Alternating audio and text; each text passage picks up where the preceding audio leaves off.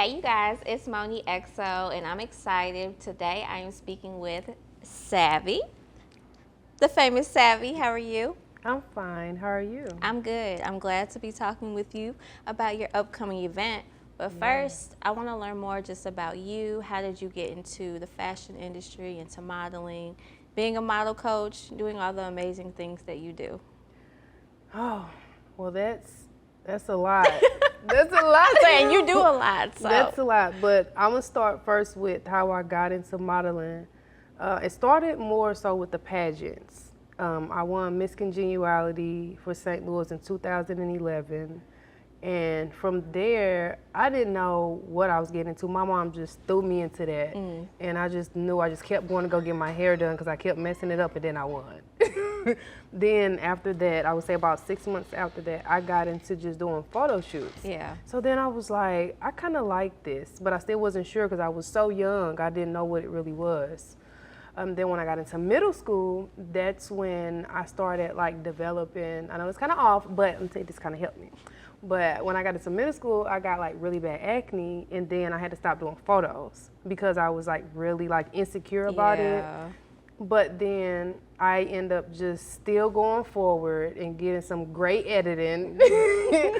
And for me, it allowed me to understand how modeling helped me despite how I looked. Because even though I was like all broken out, and later to find out it was allergic reaction to the washing powder that my mom was using, I was like, okay, well, this really helps me. You know, it helps me in a way, you know, and even for that, that allowed me to move forward and not care about what people said, you know, with different things. I'm like, okay, I was that little girl whose face was like broken out and wanted to be a model, like really bad.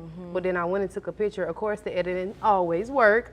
But then I still was able to move forward knowing how I look behind that camera. Yeah. You know. And now you being in a place of helping other people build that confidence, that's super dope.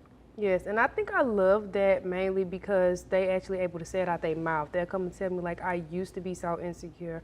I used to not have the self-confidence, but like now I just, you know, I love it. I'm loving what I'm doing. You know, you bringing something out of me. But it always takes me back to that little girl that had bad acne behind the camera was always like, no. But yes, that is a passion of mine, being able to bring something out of women, men. The thing is, people think that since I'm a woman, I can't bring it out of both, but I do it with both. I do, you know, with males and females. You know, you come, you want to be a model, I'm gonna sit down and talk to you, and we're gonna figure out what are your strengths and what are your weaknesses, and we're gonna compare them. And then we're just gonna start with the inside. And then the inside gonna start looking good. You're gonna start glowing. You know, and then I say, it's time for you to get on the runway. Well, I'm glad that you actually went in depth with that, because a lot of people, when it comes to modeling, they kind of just think going off of what they see on TV or whatnot. You just get up, you put your heels on, you do the walk, and that's it. But it's so many things that are behind the scenes that you all go through that we don't see. And I think you give people the opportunity to show that, and you know, the growth of you being a model coach, because that's not easy to do. And I'm gonna say it's really not easy, because you get in a place to where you know how when you do something and everybody else do it right. Okay, I'm young, you know, and when you a coach or you a teacher, sometimes people look at you to be older. So I'm the same age as some of these models, and if not younger or a little bit older. That is my only challenge right now. Everything else I have aced. I can pull you in, work with you. If it's something you want to do within your heart, we're gonna get you there if like you want it. But the only challenge is being the age that I am, and you know, not being around as long as, you know, as most of these model coaches. But people don't know really the backstory of why I'm a model coach and where it came from with like past situations. Like my experience, my business experience, Savy, I actually came up with that 4 years ago from my ex-marriage. When boom, that happened, that's out the way. And when I came out that marriage, I literally have a book like this thick with ideas, so I can open it and say, what's today, August the 11th? I can go back, 5-6 years and say, well, this is what I planned. I'm gonna pull this out, we're gonna do this today. So I literally manifested it already. So that's really where my business it don't thrive from my age. It doesn't thrive from a degree, you know, because again, just a little bit on that, I get the best of jobs when I don't have a degree. Right. You know, so yeah. who's to say you qualify for certain things? So I just stepped right into it based off what people needed, and I was able to produce it, and now we're here. Yeah.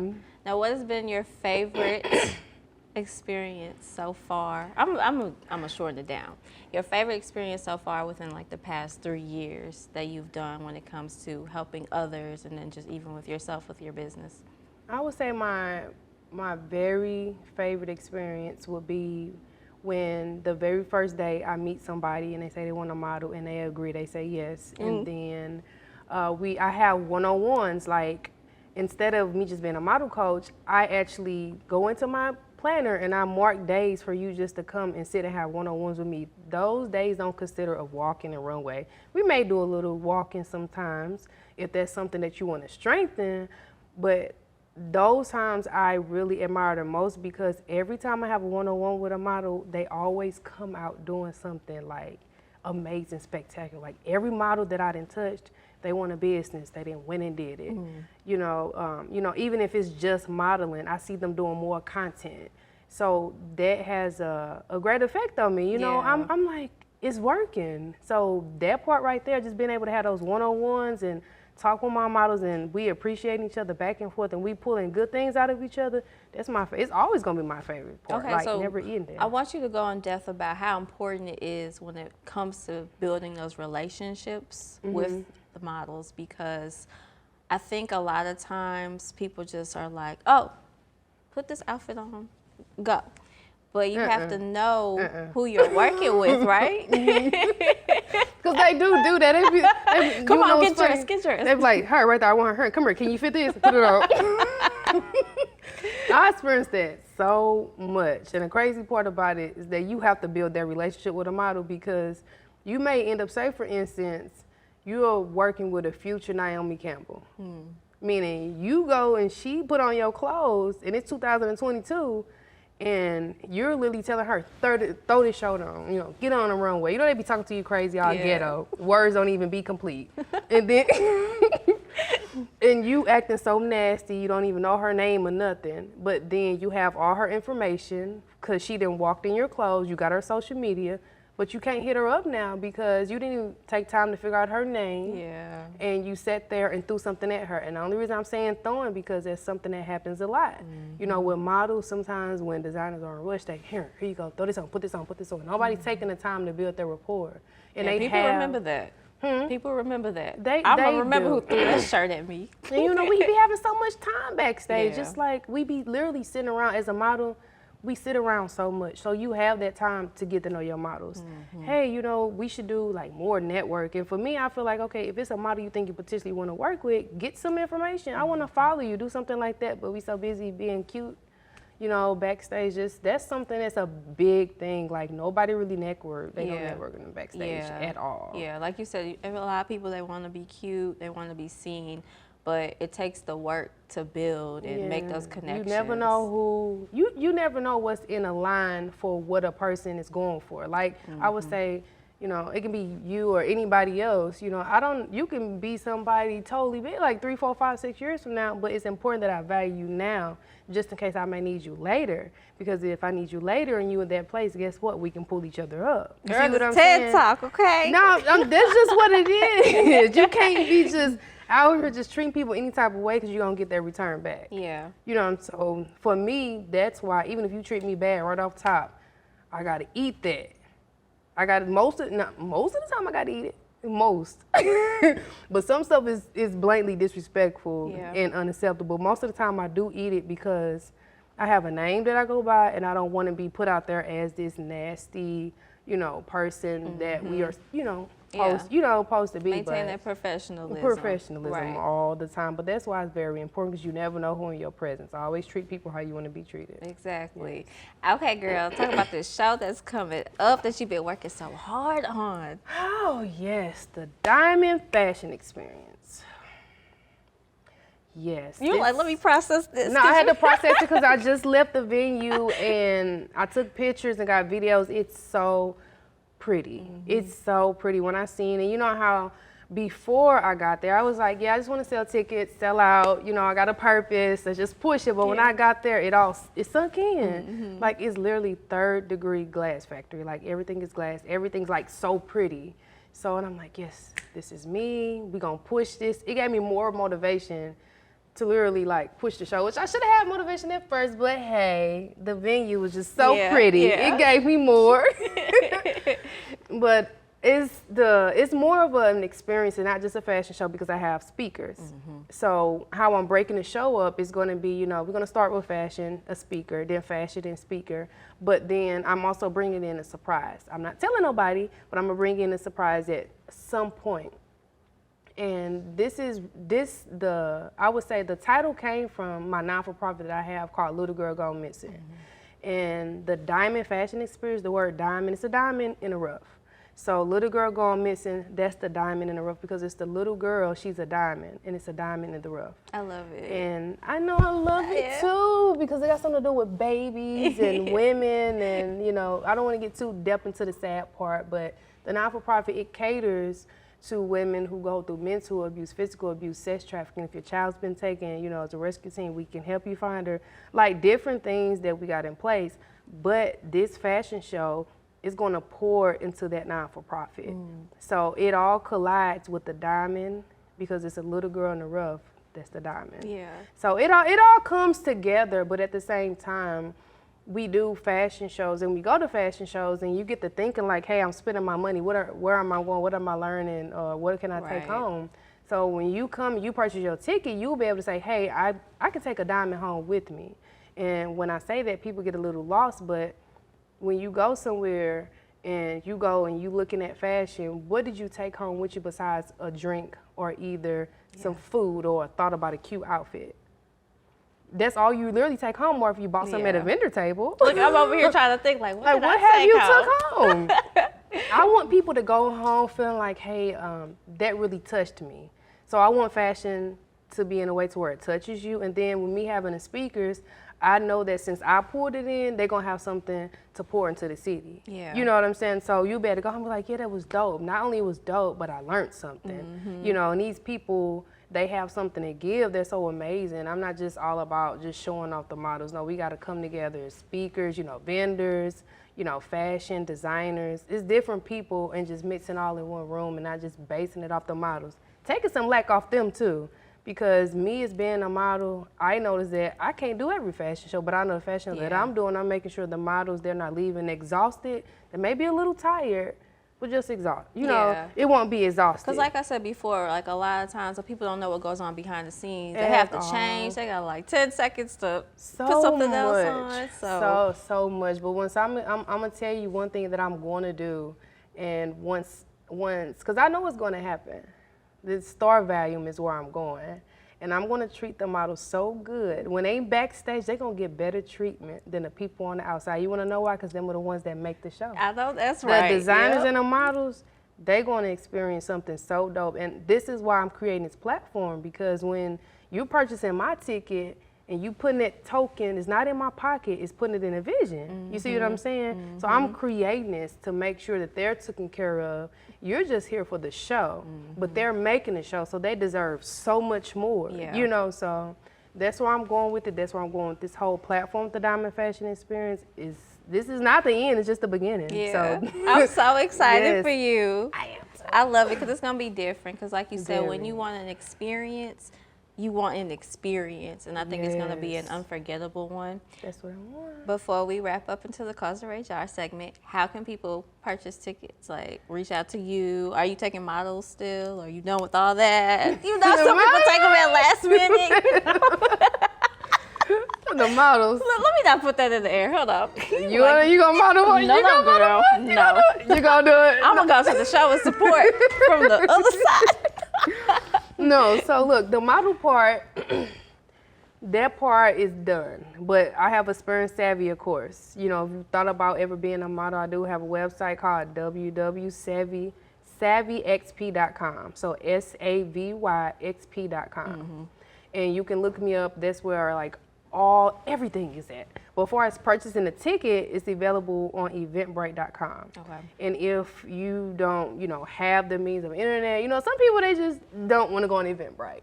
So if you want to reach out to me direct, 314-873-8528, you can reach out and I can send you that link and make it a little bit more easier or however you want to do it. But I did want to take, some at the door, which I probably will. It'll be $35 at the door. If they come and they have cash in hand, not taking anything other than cash. Okay. Only reason I did that and I extended that because some people, they are not internet savvy or either just, because for me, I'm not gonna lie, sometimes I don't want to go to an event, bro. I just want to come. Yeah. I think I may want to just cash app you. I just want to give you the money at the door. So that's me just relating to the people, so. Well, I'm glad you pay attention to the people. Yeah. Now you gonna pay attention to this jar. To the jar. Or my cup for the meantime. So what you're gonna do is you're gonna pull out 3 questions from the cup or jar. I gotta answer all 3. Yes, you do. Okay. All 3. All for you. Okay.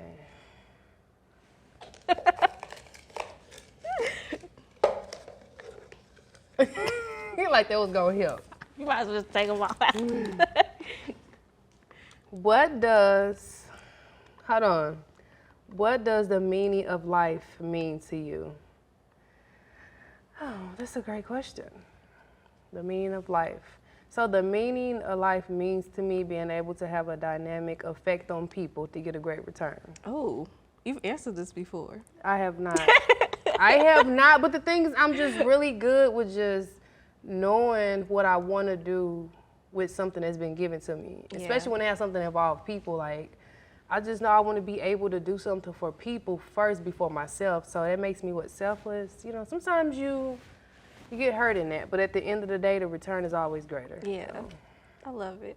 Next question, that's your girl. First question. That was a good answer. She gonna get me teary-eyed over here. Hold on now. No, don't cry. Not yet. Hold on, not yet. What you want me to do with the paper? Right. It's mine now. Let's see.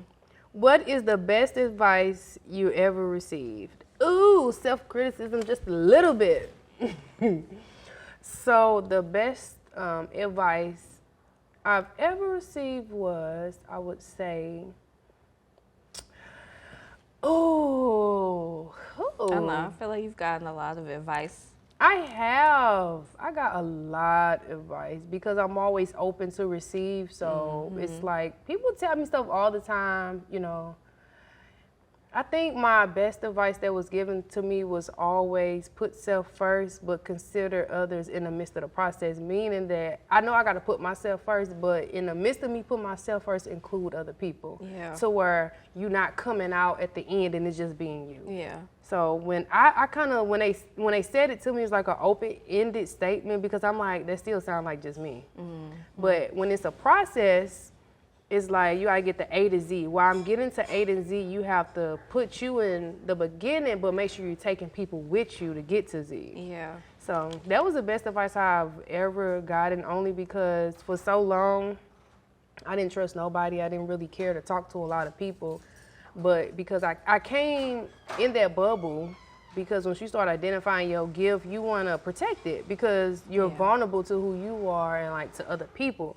So I'm like, I don't want to share this with nobody, and I don't want nobody to hurt me. Yeah. So for me, it took me in a place to where when somebody told me that, it resonated, and it took for a few things that happened, I had to learn, like, okay, this is not only about you. So from that lesson that I learned, is like now everything that I do, of course there are some things that only include myself, but I make sure that I'm always willing to open up and do certain things with people, which is like the hardest thing for a lot of people. Still the hardest thing for me to this day. But I use my discernment and all that other stuff. But that's the best advice I ever received. Just make sure that's the best advice you done gave me too. Just put yourself first, but make sure you're taking people with you because you'll come out by yourself. And when I came out by myself, it was just a mess. Yeah. It was a mess. Yeah. So. Last question, girl. You've been doing good. These are meant for you, huh? They're meant for me. You should. Okay, this is the last one. This is the last one. Oh, this one long. It's so long. Let's see. If you could choose one word to describe your work ethic, what would it be and why? I would say assertive. And why? I would say assertive because I look to get the job done. So professionally wise, I can be valued at my workplace. Yeah.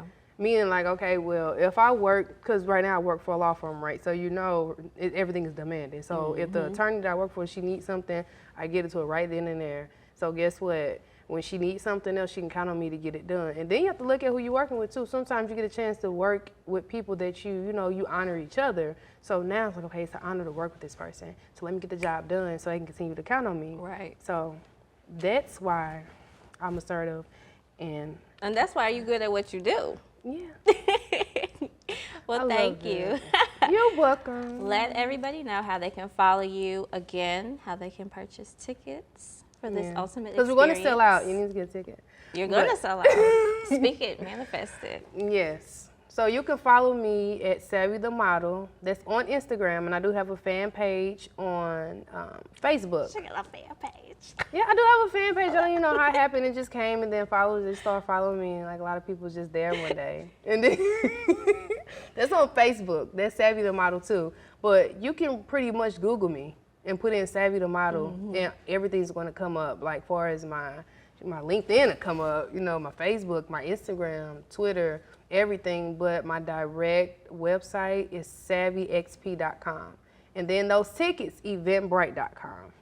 Now, if you want to contact me directly and make sure you do get that ticket, it's 314. Get the right ticket. Yes, 873-8528. You can contact us at that number, and we'll make sure you get what you need. And I'm Moni XO, and we're out. Be easy. It's your girl, Moni XO, and you just finished a 94XO interview. Make sure you like, subscribe, and comment to our YouTube channel, and follow us on social media platforms. Be easy.